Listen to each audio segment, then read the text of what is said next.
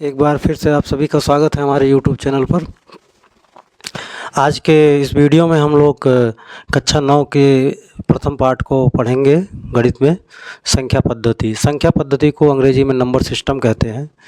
Number system संख्या पद्धति को पढ़ने के लिए हमें जहाँ से संख्या की शुरुआत हुई है पहले हम लोग उसके बारे में जानेंगे, क्योंकि पढ़ने को तो हम लोग पढ़ते हैं लेकिन अक्सर कंफ्यूज हो जाते हैं कि कौन पूर्ण संख्या है, कौन प्राकृतिक संख्या है ना, कौन पूर्णांक संख्या है। तो हम लोग आज कुछ इस तरीके से इसको देखेंगे कि ये हमेशा के लिए याद हो जाए। तो सबसे पहले हम देखते हैं प्राकृतिक संख्या। तो प्राकृतिक संख्या किसे कहते हैं? एक से लेकर के अनंत तक की जितनी संख्याएं होती हैं उन्हें हम प्राकृतिक संख्या कहते हैं। ठीक है, इसे हम कहते हैं प्राकृतिक संख्या।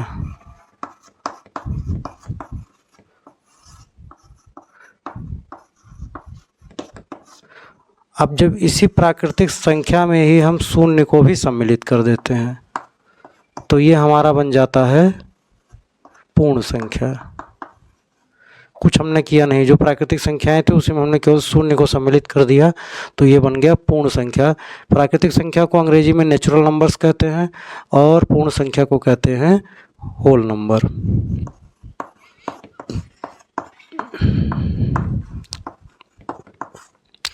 और इन्हीं पूर्ण संख्याओं में जब हम लोग ऋणात्मक संख्या को भी सम्मिलित कर देते हैं तो हमारा बन जाता है पूर्णांक संख्या। जैसे पूर्ण संख्या है 0, 1, 2, 3 से लेकर के, ये वास्तव में इसको +1 +2 आप कर लीजिए, जिसके पहले कोई चिन्ह नहीं होता उसके पहले समझ लीजिए धन है। ठीक, और इसके पहले -1, -2, -3, -∞। ये सारी की सारी संख्याएं क्या हो गई? हमारी पूर्णांक संख्या हो गई, जिसको हम लोग इंटीजर्स कहते हैं। और इन्हीं पूर्णांक संख्याओं में जब हम आगे बढ़ते हैं तो हमको मिलता है परिमेय संख्या। परिमेय संख्या की परिभाषा होती है, अब इसको नीचे लिख दे रहे हैं हम। परिमेय संख्या क्या होती है? जिसे हम P/Q के रूप में लिख सकें।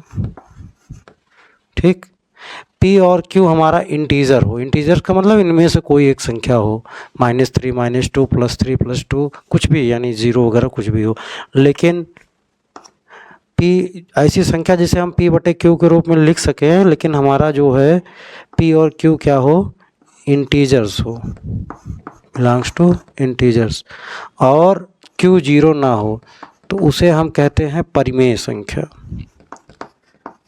क्या कहते हैं? परिमेय संख्या कहते हैं। इंग्लिश में इसको रेशनल नंबर्स कहा जाता है। ठीक,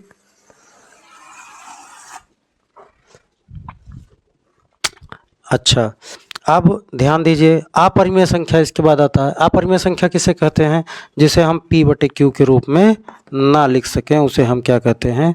अपरिमेय संख्या या इर्रेशनल नंबर कहते हैं। हमें इसमें परिमेय संख्या, अपरिमेय संख्या और वास्तविक संख्या को पढ़ना है। ठीक, इसके बाद इन सब को मिला करके जो बनता है उसे कहते हैं हम वास्तविक संख्या या रियल नंबर कहते हैं। आप लोग पढ़ेंगे कि वास्तविक संख्या क्या होता है? परिमेय संख्या और अपरिमेय संख्या का समूह होता है, यानी परिमेय संख्या और अपरिमेय संख्या को मिला करके जो बनता है वास्तविक संख्या बनती है।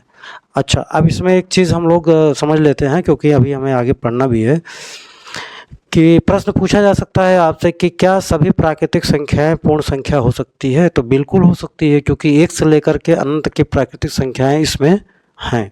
तो सभी संख्या प्राकृतिक संख्या पूर्ण संख्या भी हो सकती है। लेकिन अगर इसी का उल्टा पूछ लिया जाए कि क्या सभी पूर्ण संख्याएं प्राकृतिक संख्या हो सकती हैं, तो नहीं हो सकती हैं। क्यों? क्योंकि 0 क्या है? 0 एक पूर्ण संख्या है, प्राकृतिक संख्या नहीं है, इसलिए ये असत्य हो जाएगा। यानी कि जब हम नीचे से ऊपर की तरफ बढ़ेंगे, अब ऊपर समझ लीजिए इसके ऊपर परिमेय और अपरिमेय संख्या भी है। ठीक है, ऊपर जगह नहीं थी इसलिए हमने नीचे लिख दिया। तो ऊपर जब हम नीचे से ऊपर की तरफ बढ़ेंगे तो सब सत्य होगा, लेकिन जब ऊपर से नीचे आएंगे तो असत्य हो जाएगा। इसी तरीके से इसमें देखेंगे, क्या सभी पूर्ण संख्याएं पूर्णांक संख्या होगी, तो हाँ होगी, क्योंकि 0 से लेकर के अनंत तक की संख्याएं इसमें हैं। लेकिन अगर हम इसी का उल्टा पूछ लें, क्या सभी पूर्णांक संख्याएं पूर्ण संख्या हो सकती हैं, तो आप कहेंगे नहीं, क्योंकि इसमें ऋण संख्याएं जो हैं, ऋण पूर्णांक जो हैं वो इसमें नहीं पाए जाते, इसमें नहीं होते हैं। तो इसलिए हमारा कथन असत्य हो जाएगा। तो आइए अब हम लोग प्रश्नावली 1.1 देखते हैं। देखिए, अभी जो हम लोगों ने पढ़ा संख्याओं को, उन्हीं पर आधारित ये प्रश्न है। सत्य असत्य बताना है इसमें, और अगर सत्य है तो भी कारण देना है, और असत्य है तो भी कारण सहित हमें उत्तर बताना है। ठीक है, तो देखते हैं। पहला प्रश्न है, प्रत्येक पूर्ण संख्या एक प्राकृतिक संख्या है। प्राकृतिक संख्या या प्राकृतिक संख्या एक ही चीज़ होती है। तो प्रत्येक पूर्ण संख्या एक प्राकृतिक संख्या है, यह कथन सत्य है कि असत्य है? तो ये कथन असत्य है, क्योंकि अभी हम लोगों ने पढ़ा कि शून्य जो होता है वो एक पूर्ण संख्या होता है, जबकि प्राकृतिक संख्या नहीं होती है। तो इसलिए हमारा उत्तर ये असत्य हो जाएगा। ध्यान दीजिएगा, कारण में आप लोग लिखेंगे कि शून्य एक पूर्ण संख्या है जबकि प्राकृतिक संख्या नहीं है, इसलिए यह कथन असत्य है। फिर है, प्रत्येक प्राकृतिक संख्या एक पूर्ण संख्या है। यह कथन आपका सत्य हो जाएगा, क्योंकि 1 से लेकर के अनंत तक की संख्याएं प्राकृतिक संख्या होती हैं और ये सभी संख्याएं पूर्ण संख्या में पाई जाती हैं, इसलिए यह कथन आपका सत्य हो जाएगा। अगला देखिए, प्रत्येक पूर्णांक एक पूर्ण संख्या है। तो पूर्णांक का मतलब हो गया आपका, उसमें धन पूर्णांक, ऋण पूर्णांक और शून्य पूर्णांक तीनों होते हैं, जबकि पूर्ण संख्या में केवल शून्य पूर्णांक और धन पूर्णांक होता है, इसलिए यह कथन आपका असत्य हो जाएगा। कारण में आप लिख सकते हैं कि -2, उदाहरण के लिए -2 एक पूर्णांक संख्या है जबकि पूर्ण संख्या नहीं है, तो यह कथन आपका असत्य हो जाएगा। ध्यान रहे, सत्य सत्य के साथ आपको कारण भी लिखना है। प्रत्येक परिमेय संख्या एक पूर्ण संख्या है। तो परिमेय संख्या जिसे हम p/q के रूप में लिख सकें, q हमारा 0 ना हो, p और q इंटीजर हो। ठीक, तो यह कथन आपका लेकिन असत्य हो जाएगा। कारण, यह कथन आपका असत्य हो जाएगा।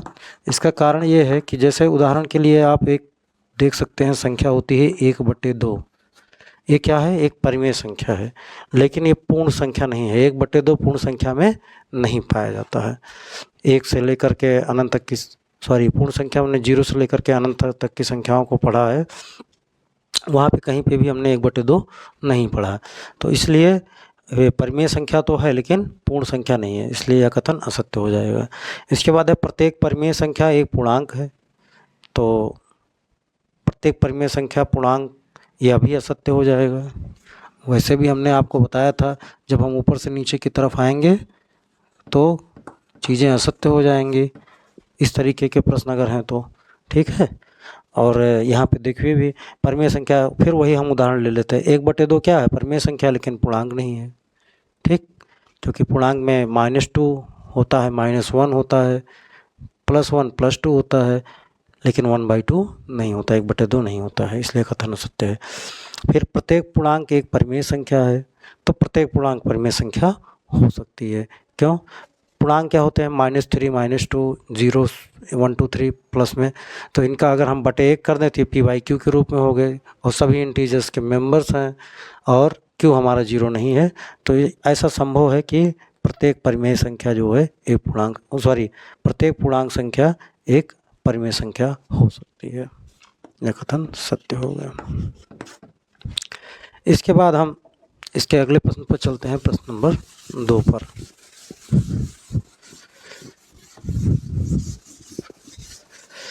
तो प्रश्न संख्या 2 में दिया गया है, क्या शून्य एक परिमेय संख्या है?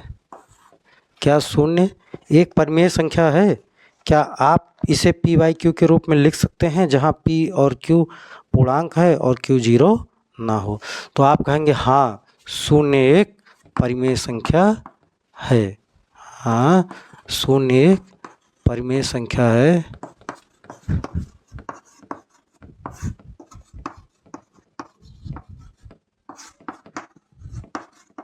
क्यों? क्योंकि शून्य को हम 0/1, 0/2, 0/3 आदि भी लिख सकते हैं। तो आप देख सकते हैं कि ये क्या है, P/Q के रूप में है। Q हमारा 0 नहीं है और P और Q दोनों हमारा इंटीजर है, इसलिए 0 एक परिमेय संख्या है जिसे हम P/Q के रूप में लिख सकते हैं। इसके बाद अगला प्रश्न है 3/5 तथा 4/5 के मध्य 5 परिमेय संख्याएं ज्ञात करिए। 3/5 और 4/5 के मध्य हमें ज्ञात करना है 5 परिमेय संख्या। तो ऐसे प्रश्न के लिए ध्यान दीजिए, जितने परिमेय संख्या आपसे पूछे जा रहे हैं उसमें एक जोड़ लीजिए।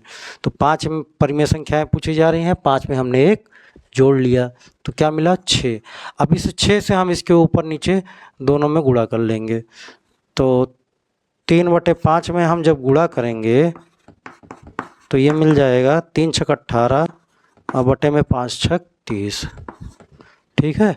और 4/5 में जब हम गुणा करेंगे 6 से तो क्या मिलेगा 4 छक 24 और 5 छक 30। अब यहाँ से देखिए 18/30 के बाद क्या आएगा 19/30, 20/30, 21/30, 22/30, 23/30, 24/30, ठीक है। यानी कि 18 से 24 तक हमको अंश में लिख देना है और हर हमारा सब में 30 रहेगा। तो अब देखिए इसके बीच 18/30 क्या है 3/5 है और 24/30 हमारा 4/5 है। तो 3/5 और 4/5 के बीच में हमें 1 2 3 4 5 परिमेय संख्या मिल गई है। तो आप उत्तर में लिखेंगे कि 3/5 और 4/5 के बीच की 5 परिमेय संख्याएं 19/30, 20/30, 21/30, 22/30 और 23/30 होगी, ठीक है। इसके बाद अगला प्रश्न है, चौथा प्रश्न देखते हैं। इस प्रश्नावली का अंतिम प्रश्न है 3 और 4 के मध्य, 3 और 4 के मध्य हमें 6 परिमेय संख्याएं ज्ञात करनी है। 3 और 4 के मध्य हमें 6 परिमेय संख्या, फिर वही प्रक्रिया 6 में 1 जोड़ लीजिए 7 आ गया, ठीक। अब इस 7 से हमें इसके ऊपर नीचे में गुणा करना होगा। तो 3 का मतलब 3/1 हो गया, 7 से गुणा कर लीजिए। तो 3 सते 21 बटे में 7 एकम 7 और 4 में हम जब गुणा करेंगे 7 से ऊपर नीचे तो 4 सते 28 बटे में 7। अब 21 से लेकर के 28 तक की संख्या लिख लीजिए। 21/7, 22/7, 23/7, 24/7, 25/7, 26/7, 27/7 और 28/7। तो आपने क्या देखा, आपको कुल 6 परिमेय संख्या चाहिए थी 3 और 4 के बीच में। तो देखिए 1 2 3 4 5 6 परिमेय संख्याएं आपको प्राप्त हो गई और यही आपका उत्तर हो गया, ठीक है। इस तरीके से प्रश्नावली 1.1 समाप्त हुई।